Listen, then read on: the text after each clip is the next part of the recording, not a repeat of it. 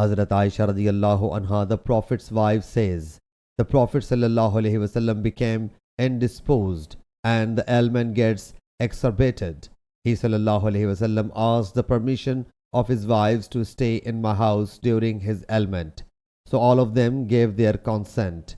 He sallallahu alaihi wasallam set out for my house between two men while his feet were dragging between Hazrat Abbas bin Abdul Muttalib radiyallahu anhu and somebody else.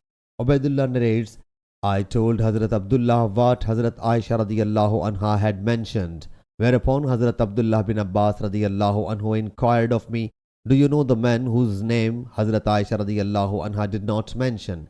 He said that he replied in the negative. Thereupon Hazrat Ibn Abbas radiyallahu anhu said, he was Hazrat Ali radiyallahu anhu. Hazrat Aisha radiyallahu anha, the Prophet's wife, said, when Allah's Apostle sallallahu alaihi wasallam entered my house, his ailment got further aggravated. So he sallallahu alaihi wasallam said, pour on me the water of 7 such water skins whose mouths have not been unfastened, so that I might give the people an advice. So we set him in a tub.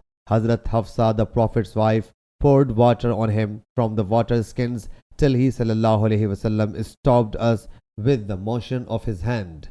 Hazrat Aisha radiyallahu anha says, he sallallahu alaihi wasallam then went to the people, led them in the prayer and gave the sermon. Sahih Bukhari, Hadith number 4442.